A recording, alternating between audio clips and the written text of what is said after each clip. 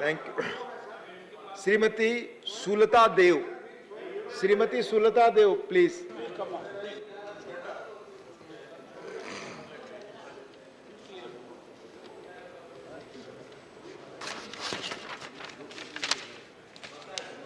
धन्यवाद सभापति महोदय, आपने मुझे जैव विविधता संशोधन विधेयक 2022 में बोलने के लिए मौका दिया। मैं उड़ीसा से बिलोंग्स करती हूँ। जैव विविधता की जब बात आती है तो मैं पहले मेरे उड़ीसा के बारे में बोलूँगी। भारत माँ और पृथ्वी माँ ने हमारे उड़ीसा को इतने अच्छे से दिया है, जो फ्लोरा और फोना है इतने अच्छे तरीके से नवाजा है, शायद ही किसी और स्टेट में देखने को मिलेगा। हमारे उड़ीसा में 37% फॉरेस्ट है। राज्य के जो भौगोलिक सीमा है उसमें से 37% है। Orissa second largest non timber प्रोडक्टिंग state है। 37 पॉपुलेशन जो नॉन टिम्बर प्रोडक्ट के ऊपर निर्भर करते हैं, जैसे कि लीफ हो, सीड्स हो, फ्रूट्स हो, मशरूम्स हो, मेडिसिनल प्लांट्स हो। रूरल एरिया में देखा जाए तो 40% इनकम जो जंगल जात फॉरेस्ट में से जो निकलता है उसी में से वो लोग अपना घर बार चलाते हैं। बायोलॉजिकल डाइवर्सिटी को सुरक्षा देने के लिए उड़ीसा में सरकार के द्वारा 9 वाइल्ड लाइफ सेंचुरी, एक नेशनल पार्क, एक प्रपोजल नेशनल पार्क, एक biosphere park reserve, 2 tiger reserve और 3 एलिफेंट रिजर्व बनाया गया है। प्राकृतिक सुरक्षा कवच के हिसाब से हमारे पास मैनग्रोव फॉरेस्ट है, सी वीड्स है, सी ग्रासेस है और काजू प्लांटेशन है जो हमको नेचुरल कैलामिटी से बचाता है। हमारे पास देखा जाए तो रेयर प्रजाति के हर्ससु क्रैब है, उड़ीसा कोस्ट में दिखाई देता है। इराविड डॉल्फिन है, चिलिका में दिखाई देता है। सॉल्ट वाटर क्रोकोडाइल जो भितरकनिका में दिखाई देता है। मगर और घड़ियाल ये दोनों टिकरपड़ा में दिखाई देते हैं।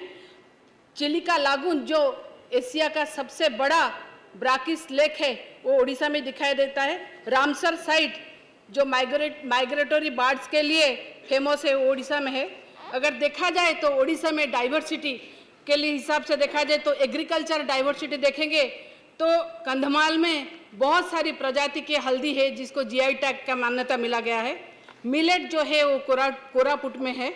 अगर देखा जाए गजपति जिला को, वहाँ पर मक्का उत्पादन किया जाता है जिनका स्वतंत्र परिचय नेशनल और इंटरनेशनल मार्केट में है। उड़ीसा में 15,000 प्रजाति का ट्रेडिशनल राइस होता है, जबकि 50,000 केवल सारे भारतवर्ष में से जो पाया जाता है उसमें से 15,000 हमारे पास होता है।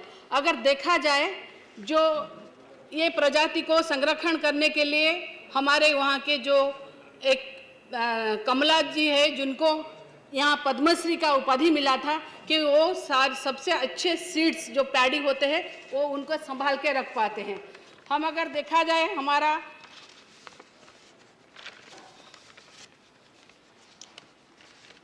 हमारे जो ये जो बिल आया है जिसको नागोया प्रोटोकॉल के हिसाब से भी देखा जा रहा है।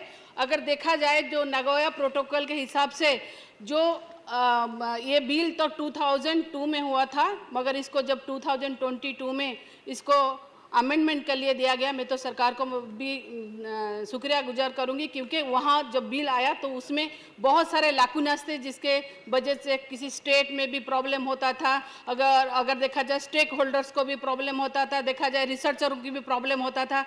मगर अगर देखा जाए तो इसमें ये बिल में इसको लेकर अमेंडमेंट होने जा रहा है जिसके लिए ये बिल सभी लोगों के लिए सहज हो पाएगा, सरल हो पाएगा जो लोग जंगल के ऊपर डिपेंड करते हैं, रिसर्च करते हैं। जैसे देखा जाए तो भारत एक आयुर्वेद के हिसाब से जो मेडिसिनल प्लांट्स है ये भारत में बहुत सारे हैं।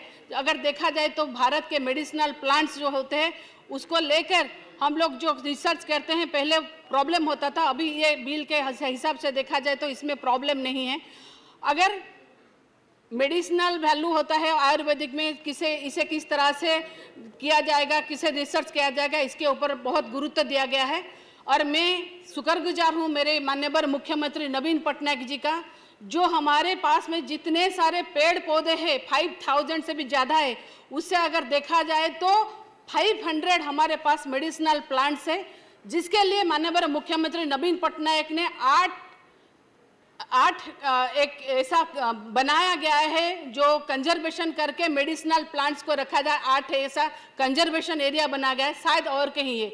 ये बिल जो आ रहा है, हम जरूर चाहेंगे जो नगोया प्रोटोकॉल के हिसाब से सारे जो चीज़ है उसमें होना चाहिए। और अगर देखा जाए ये प्रोटोकॉल के हिसाब से जो लोग जो जनबसती में ये सब चीज़ें होती है, उन लोगों की वो जनबसती को इसका फ़ायदा भी मिलना चाहिए। और एक छोटी सी बात कह के मैं अपना रखूंगी ये, क्योंकि जब हम बायोडाइवर्सिटी की बात करते हैं, ये हमारे पीढ़ियों के लिए, जो आने वाले पीढ़ियों के लिए हमको संभाल के रखना पड़ेगा। बायोडाइवर्सिटी को बहुत खतरा होता है अगर देखा जाए पॉलीथीन, प्लास्टिक वगैरह से।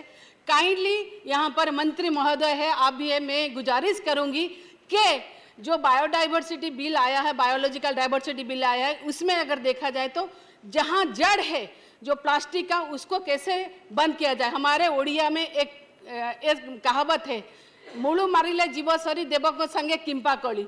जे अगर हम लोग जड़ तक पहुंच जाए तो ये खत्म हो जाएगा। हमारा जो बायोलॉजिकल डाइवर्सिटी का जो ये प्लानेट है, ये बच जाएगा। नमस्कार सबको, मेरा थैंक यू। वंदे उत्कल जननी, जय जगन्नाथ। सुलता जी।